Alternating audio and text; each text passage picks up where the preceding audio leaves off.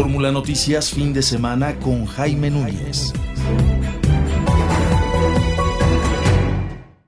Y estamos de vuelta a las 7 de la mañana con 23 minutos, es el tiempo del centro del país. Un privilegio poder estar con ustedes en este último fin de semana del 2018. Ya escuchábamos en el bloque anterior el resumen de lo más relevante del primer semestre del 2018. Hoy pues puras elecciones, no hubo otra cosa. ¿No pasó nada más en la vida? Sí hubo varias cosas más, pero la verdad es que a nivel nacional sobre todo, pues este fue un tema que esperemos que sea un asunto que nos cambie. Si no la vida... sí la vida, pero la vida nacional y para bien, en temas políticos, en temas económicos, en temas sociales sobre todo, ¿no? Entonces, pues le dimos más prioridad a este asunto de las elecciones. Oye, ¿Quién nos va a dirigir? Pero escucharlo, parece que fue hace como años, ¿no? O sea, es un año. Bueno, sí, la verdad es que sí, 365 días. Oye, Blanca, pero de verdad, escuchar esto me remontó a cosas que pasaron este mismo año que yo daba por hecho que habían pasado hace mucho tiempo. Es que la información, yo creo que a raíz de las redes sociales y todo esto, pues va fluyendo y parece que pasan muchas cosas. Bueno, en sí pasan muchas cosas, pero te enteras de muchas cosas. Exactamente, que esa es una gran oportunidad, la verdad, que tenemos como sociedad. Este avance de la tecnología nos permite estar informados. Aunque no quieras, estás informado. O sea, sí, todo el tiempo, ya Facebook ya no es como red social realmente, pero ahí estamos todos informados, sabiendo qué es lo que pasa en México y en el resto del mundo. Bueno, pues vamos a recuperar una entrevista que logramos realizar hace algunas semanas, hace muy poquito, con Gonzalo Hernández Licona. Él es el secretario ejecutivo del Coneval, un diagnóstico del derecho de la alimentación nutritiva y la calidad en el 2018. Aquí tenemos la entrevista. Hola, muy buenos días, Jaime, me da gusto saludarte. Efectivamente son documentos, esa es una parte, un documento que es parte de una selección de documentos que hemos venido dando a conocer en los últimos meses y que tienen que ver con el diagnóstico que el Coneval hace sobre los derechos sociales, ¿no? Es importante hacer un paso para atrás porque si algo nos dice la Constitución mexicana como guía de política pública es que deberíamos en el país, tanto los gobiernos federales, estatales, el propio Congreso, abocarnos a tener un acceso efectivo a los derechos. Y por lo tanto el Coneval tenemos diagnósticos que completamos en estos días para que la siguiente administración y el Congreso los tomen en cuenta para tomar las mejores decisiones en materia tanto presupuestaria como de planeación. Es decir, ¿qué México va a hacer para tener en los siguientes 6 años, 10 años, 20 años, un México con mayor acceso a los derechos sociales? Entonces, este documento habla del derecho a la alimentación y en él decimos los retos que el Coneval ve en el derecho. Vemos, por ejemplo, que casi el 20% de la población mexicana no tiene seguridad alimentaria, que los hogares presentan experiencias de hambre en algunas ocasiones. Por ejemplo, hay quien tiene de repente que variar la alimentación por un elemento de una disminución del ingreso. Alguna familia no puede darle las 3 comidas a los niños por un tema de recursos. Entonces, cuando eso sucede, se genera inseguridad alimentaria. Pero no solamente eso, Jaime, también el tema de la alimentación toca temas tales como la desnutrición y la obesidad, que hasta parecen elementos contrarios, ¿no? Y saber, bueno, pues hay familias que tienen obesidad, por lo tanto no debería haber desnutrición, ¿no? Exacto, eso es lo que uno pensaría, ¿no? Pero no siempre es el caso, porque algunas de las razones, no todas, por supuesto, de la obesidad, o sea, una parte de la obesidad, por supuesto, es comer de más, es la gente que de repente nos excedemos en comer, pero hay otra que tiene como elemento central la pobreza. Y lo digo, por ejemplo, por lo siguiente: muchos de los alimentos ricos en calorías, o sea, con una concentración de calorías muy grande, no son muy buenos para la salud, pero son muy baratos. Entonces, por ejemplo, el refresco es un buen ejemplo. El refresco es una bebida más o menos barata, la comida chatarra, que en México ha crecido por 2 razones.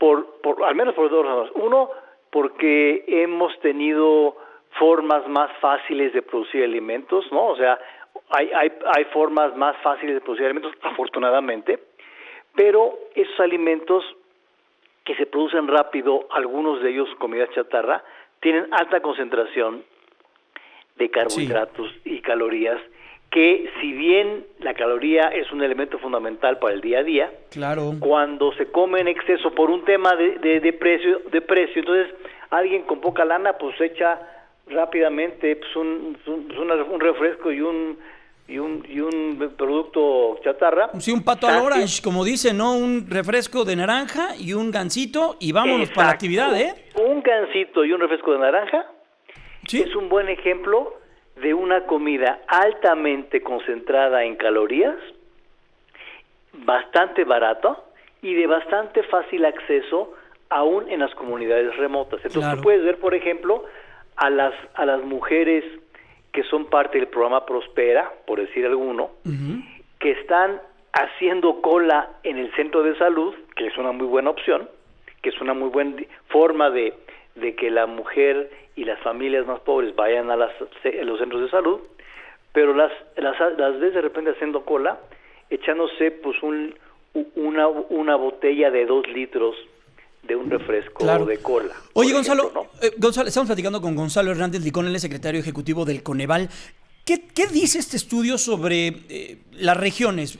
¿Qué pasa para la gente que vivimos en las áreas urbanas? ¿Qué pasa para la gente que vive en zonas rurales? ¿Cómo se ve el cambio? ¿Hombres, mujeres? ¿Hay mucha diferencia en ello?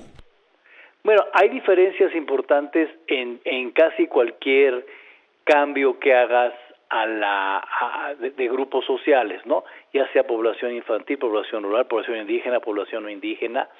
Entonces son cambios importantes. Por ejemplo, en el ámbito urbano, la carencia por acceso a la alimentación, es decir, el tener inseguridad alimentaria severa y moderada, es de 19% más o menos.